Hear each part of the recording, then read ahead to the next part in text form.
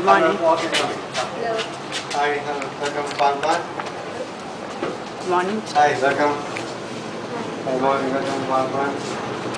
Morning. Hey, he's coming. Yeah. Hi. Today we are here at Palm Farm to get a tour around on our second field trip visit, so that we will be able to get a great insight about this business, and so that we can include that in our curriculum.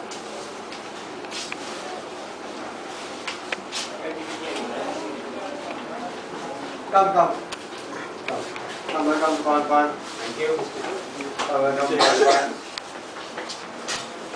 Welcome. Welcome to Pan. Welcome to Pan. Come. Have you already been to the outer before? Or come in. Please come, welcome. Please in. Okay, so what I'll do is I'll on your space when you plan. No problem. And then you can also buy whatever that you want from the shop or taste whatever that you want. And this will show you around first. Come. I'll lead the group inside. Come. This is Chef Jagat. He's the person who does in charge of the bakery. He's the person who does all the baking or is responsible for the baking. And I'm Abu Yusuf and it's Chef Jagat Jesse. Come.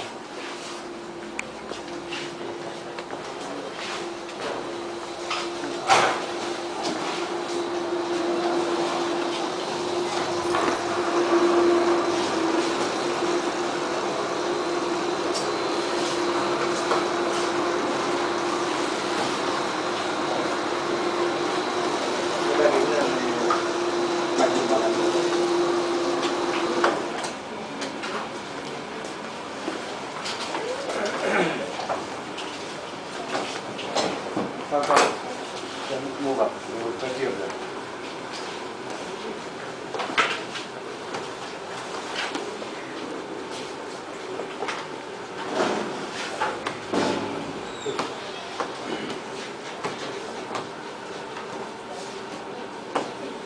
Alright, so this is basically our bakery is relatively small. We're not a very large bakery. We're not a commercial bakery.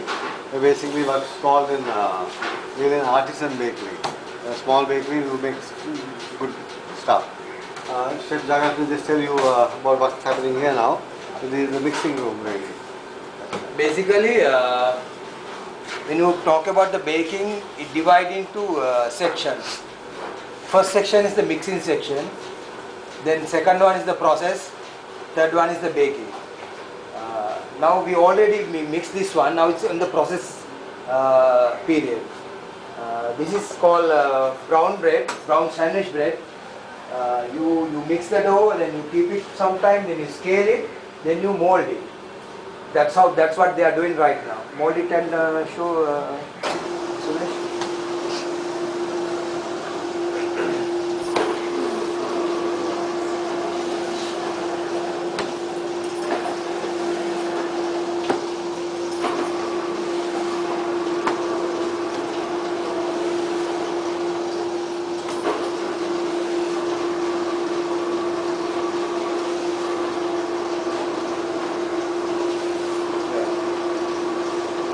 After molding, we put it to the baking molds. Then after that, we keep about 45 minutes to rise it up. Normally, when you keep it, it rise up. After that, we bake it. That is the basic process about baking. Mixing, molding, shaping or whatever you tell, then the baking. Those are the 3 steps in the bakery. And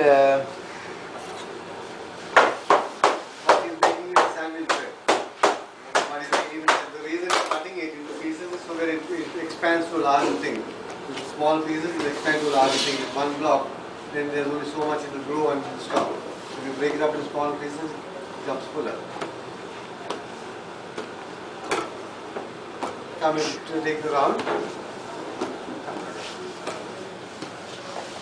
And here basically we have the oven room. I'll show you another room. Basically, this is what we start.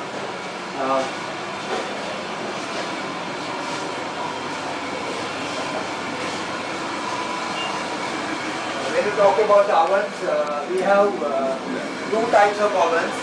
These are deck ovens, these are rotary ovens. The rotary oven means when you put the trolley inside, it rotates, going round. So vertical rotating oven we call this one. And those are two deck ovens we have. This one you get the steam as well as this one. You get the steam in the oven. Basically, that room is very tiny and we don't take everybody in there. We have a little air conditioned room there. We do things that called the pastry dough. The room is too small to go in. So it's called a pastry dough room. Basically, we do things like the croissants and the Danish pastries and butter cakes and all of that in that room. It's a air conditioned room. This sort of when the product becomes better if it's air conditioned. So I can't take 30 people there. Maybe few at a time want to go in and see, you can welcome to go and come back. Just come and have around it.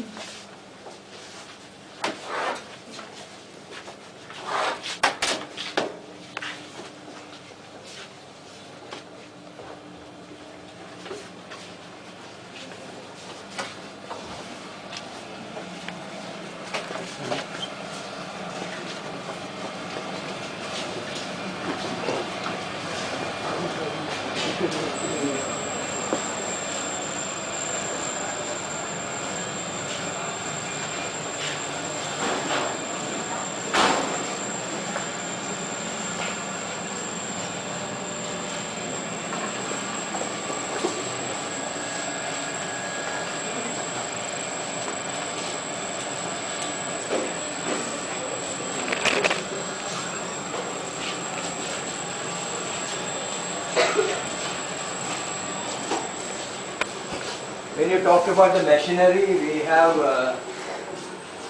two different kind of mixing machines.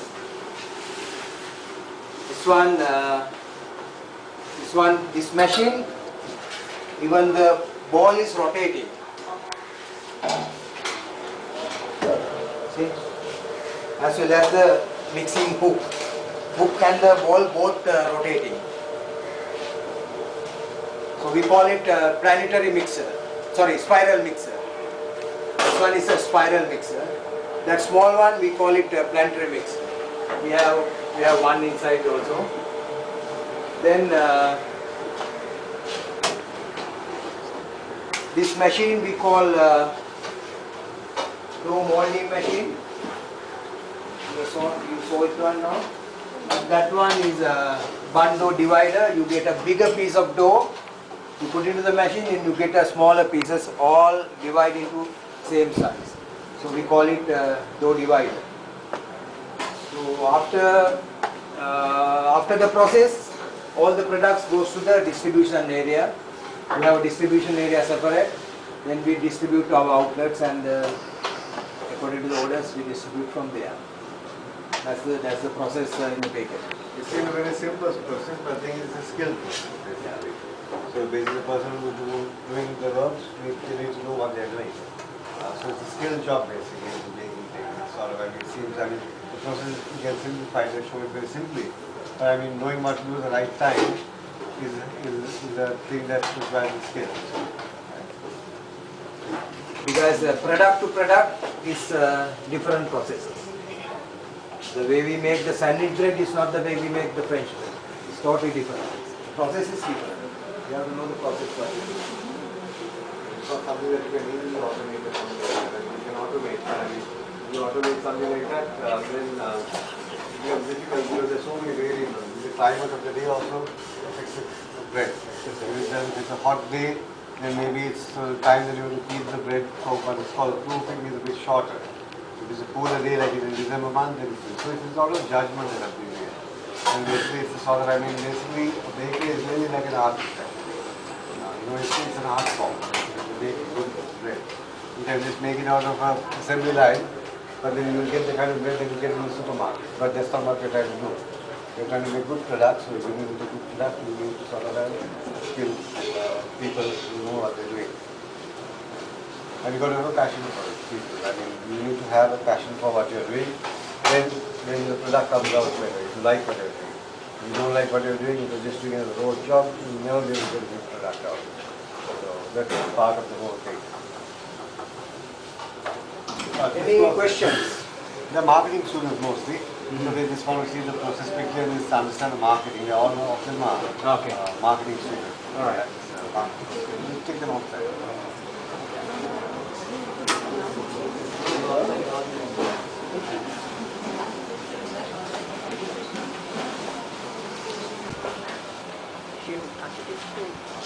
after video करा अरे ये मतलब मैंने आपके point लगा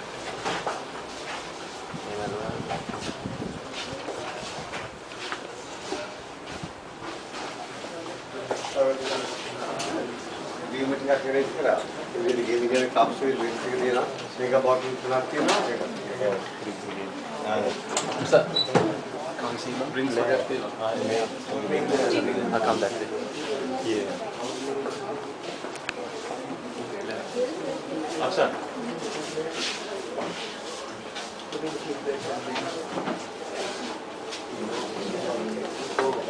Yeah, that's fine. Bags are here. If you know that's give me the bags. Yeah. Yeah, give me. Don't worry.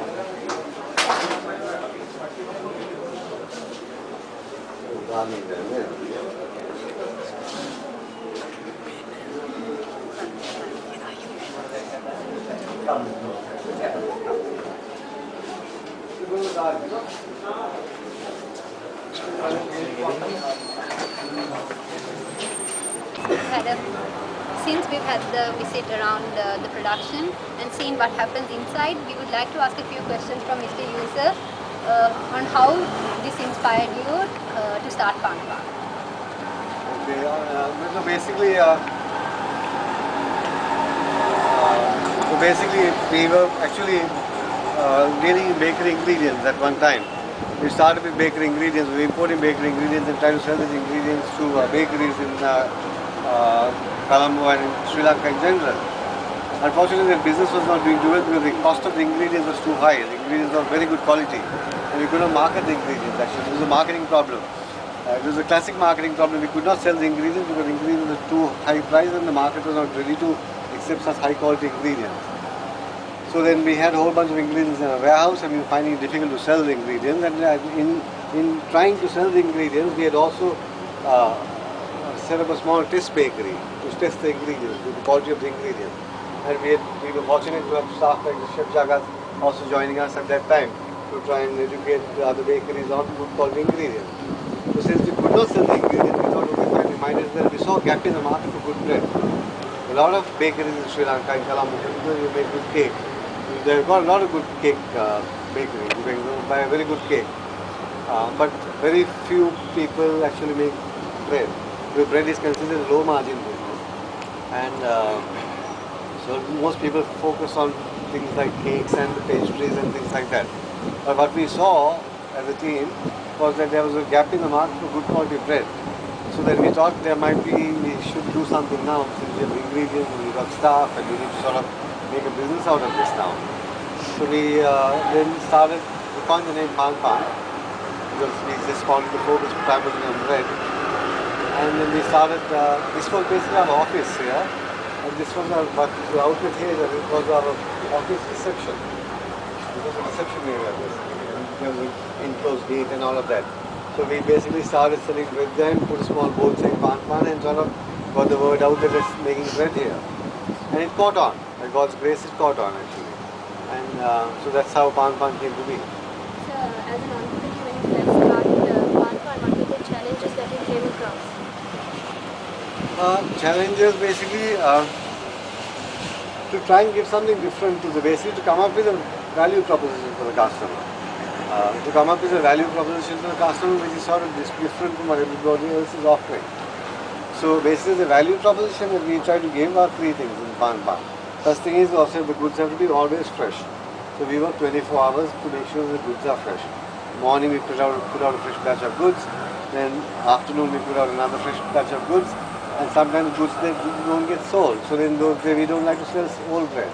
So those are the challenges about how to maintain the freshness and keep the sort of make it economically viable as well. So the freshness is the first thing, the brand promise, the proposition. Second thing is that the bread has got to taste delicious. It can't be just any bread that you pick up from a cardiac or from a supermarket. It's got to be different. It's got to taste good. So that's the second thing. Third thing is that it's got to be at a moderate price. I mean, if you want to do the first two things, we can't give it cheap. There's a cost to it. But we can't be too expensive either. So we've got to be at a moderate price point. So those are the three legs of the whole brand that we're trying to create. So the challenges are there every day. I mean, to maintain a consistency, to maintain human beings who are working here. So every day to make a consistent product. Some days when it's raining, customers don't come, then you have a lot of leftover bread in the evening. What do you do with the bread? So those are the challenges that we have. How did you manage to survive and develop goodwill in the market? How did you manage to survive and develop goodwill in the market in Sri Lanka? Just because, despite being very, very truthful to the customer, but to the value proposition. We didn't want to take shortcuts. We made sure the bread that we said is going to be fresh, we made sure it's fresh. So you earn the goodwill by that. By doing that, by delivering what you promise. So that is basically, you have to earn that. It doesn't come to you automatically. You have to earn that by giving what you say you would give. How could you briefly explain the target market of Pan Pan? The target market is it's the upper middle income market of Colombo. It's an urban market. We cannot be like Pera and Sons. We cannot be in Anuradhapur and Polonnaru and all of the places everywhere. We're an urban market. We're a Colombo-based company. We're serving the residents of Colombo. Our target market is the citizens of Colombo or Greater Colombo, Bhattaramulla or Greater Colombo. So that's and it's upper middle income. Our bread is good, but our bread is a little expensive. But because we put a lot of things into it. So the average person, maybe your tri-short driver or maybe somebody who's working down the street, might not be a customer. Our customer is an upper middle income customer. More or less a household income which is more than 100,000 rupee household income. When the husband is working, the wife is working, maybe the child is working, and the household income is about 100,000 rupees. That is our target market. So now, Mr. Yusuf, you offer a variety of items. So which one would you rate as your main item? Our main items are the breads basically. And the breads in what we are known for the health breads. The brown breads and health breads, that's are basically our main products that we are known for and looked up for. Do you also cater to any special occasions and corporate events? Yes, we do. When we get an opportunity, we do. We don't go out and solicit that too much. I think we need to do that a little bit more. But when we do get an opportunity, we do that. There's a statement saying that to walk, one should first cross. So can you relate that statement for what your business was in the past and what it is now? Well, we're still a small business. We're still crawling. We're not running it. We're still crawling. So actually, it's a steep crawl actually. And so, because as you saw, the space is tight. We're a small company. We've got 2 outlets. We've got 2 more outlets coming up. And so we're still crawling and trying to get into some sort of, at least to a medium scale. Because our turnover is still very small. And so we're still crawling. I don't know, we've not started running yet. What were the goals you wanted to achieve when you first started the business, and have you already achieved those? To get some recognition basically was the first thing, to sort of get an identity recognized. That's the first thing. So because then if you want to set up outlets, supposing I go and set up an outlet in say Bhattaramulla, people in Bhattaramulla, if they know Pan Pan already or if they've heard Pan Pan before, it becomes easier. Then they will come and buy. If it's a completely unknown thing, then it becomes a bit difficult to go to a new location. Or forget Bhattaramulla, suppose you want to go to say Boralla. If you go to Boralla and people of Boralla don't know anything about Pan Pan, it's going to be a bit difficult to get outlet up and running. So the first thing is to get the awareness up. Once the people are aware, then it's easy to sort of grow. How does you, what are the steps that you take to develop loyalty amongst the customers of Pan Pan? Well, the first thing is to make a product, a good quality product every day. If the product is good, people come back. If the price is moderate, if the price is not too high, if the price is reasonable, and the product is good, people come back. There's nothing like a loaf of fresh bread in the morning. I mean, the smell of fresh bread in the morning is really good. It's heavenly. So if you give that every day, then you can get the customers who keep coming back. And the price is also moderate if you're not outlandish in your pricing.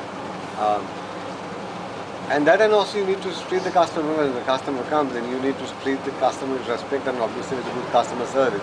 A lot of shops that you go into, sometimes they don't care about the customer, they're rude to the customer, they disregard the customer, they sort of don't treat the customer as sort of the king. The customer is the king. We survive because of the customer. Our business is due to the customer because the customers come here every day. If the customers don't come, we don't have a business. I mean, that's what we keep telling our staff every day. And we spend a lot of time in training our staff on that. Almost every about 3 months or 4 months, we have a training session for the staff, talking about customer service and how important the customer is. I think that's another vital part of the whole thing. So, who is your most influential competitor? Who's the most influential competitor? That's a hard one. I don't know who's the competitor really. There are competitors, there's Bread Talk, there is Sensal, there is Pereira and Sons, all of that. But we don't think too much about the competition, we think about the customer most of the time. We don't think too much of the competition too much. We keep focused on the customer. What the customer might like and what the customer might not like. Obviously we do a survey of what the other people are also doing. As a business we do that. We do competitive analysis and all of that. But our thing is to try and come up with a value proposition always, to be a bit different. Now what you're going to have is a tuna bun. Everywhere you have a fish bun. We have a fish bun too. This is a tuna bun. You know, I mean, so now other people are doing a tuna bun. Now you go to other places, you find a tuna bun. So, I mean, before, now it's common, but we started this tuna bun. You know, so it's like that. So we try and do something a bit differently. Thank you. All right, thanks. Enjoy.